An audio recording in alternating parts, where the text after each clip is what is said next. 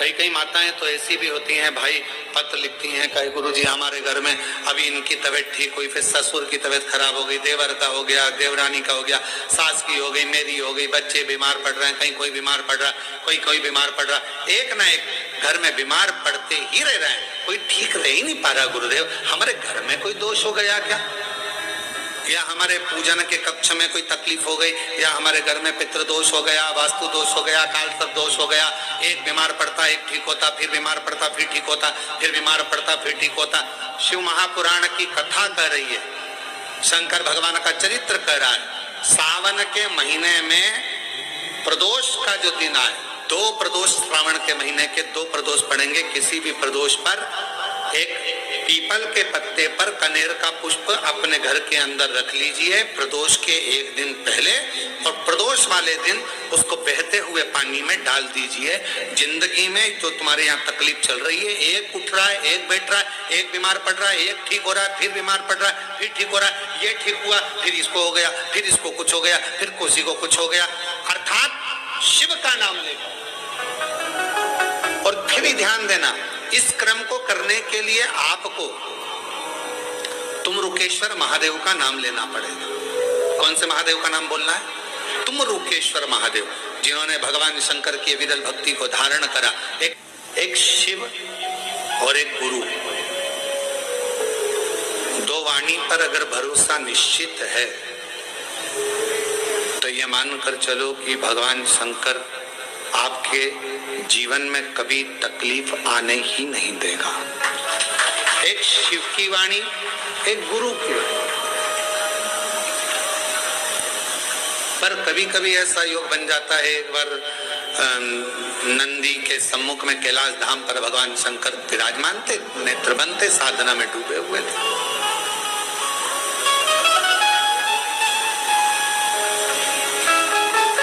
कौन क्या कर रहा है देखो, दवाइयों को पढ़ने वाला डॉक्टर कहलाता है और तन्हाइयों को पढ़ने वाला देव अधिदेव महादेव कहलाता है। जो दवाइयां पढ़ ले वो डॉक्टर है, दवाई पढ़ लेगा डॉक्टर, दवाइयां अपने हिसाब से दे देगा डॉक्टर, पर तुम्हारी भीतर की तन्हाई है, तुम्हारे भीतर का जो दर्द है, तुम्हारे भीतर की जो तकलीफें हैं, दुख है, कष्ट है, किससे कहो। प्रसंग बड़ा सुंदर आता है, शिव गुरु की वाणी का प्रसंग। मेरे भगवान ओघड़दानी बैठे हुए थे कैलाश पर, थोड़ा असुरों का आगमन हुआ। अब नंदी समझ नहीं पाए कि ये असुर क्यों आए।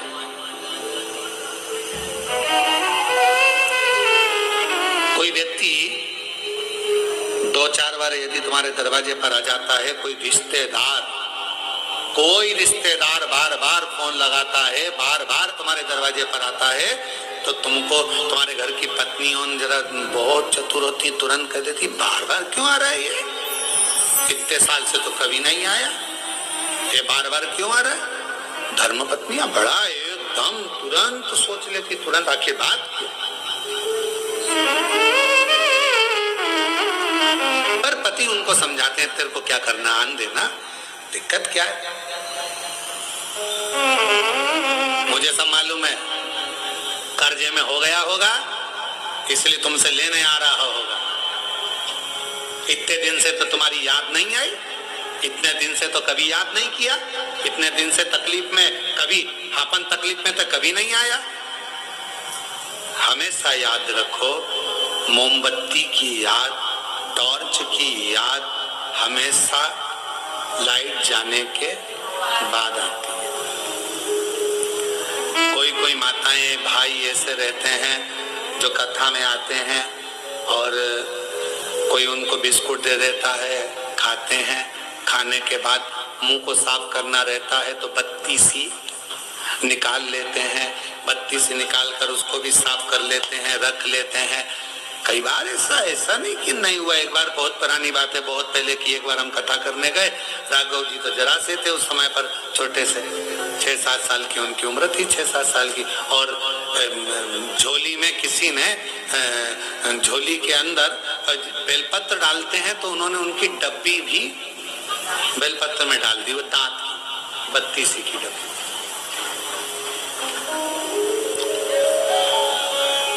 32 की डब्बी भी उसमें झोली में डाल दी, और 32 की डब्बी जैसी झोली में पड़ी और झोली पड़कर सियोर गई, और सियोर जाने पर राघव जी ने खोली, और खोले तो आवाज निकाल, पापा देखो किसी के दांत आ गए। अब वो हो सकता है कभी कभी योग संजोग में आ जाए, तो दांत की जरूरत, हमने कहा कि उसको दांत की जरूरत कब पड़ेगी, जब वो कुछ खाने के लिए बैठे। टॉर्च की जरूरत कब पड़ेगी, जब अंधेरा होगा। और फिर एक बात याद रखना, चाबी की जरूरत, तुम्हारे घर के ताला लग गया और उसकी चाबी की जरूरत कब पड़ेगी, जब ताला खोलना।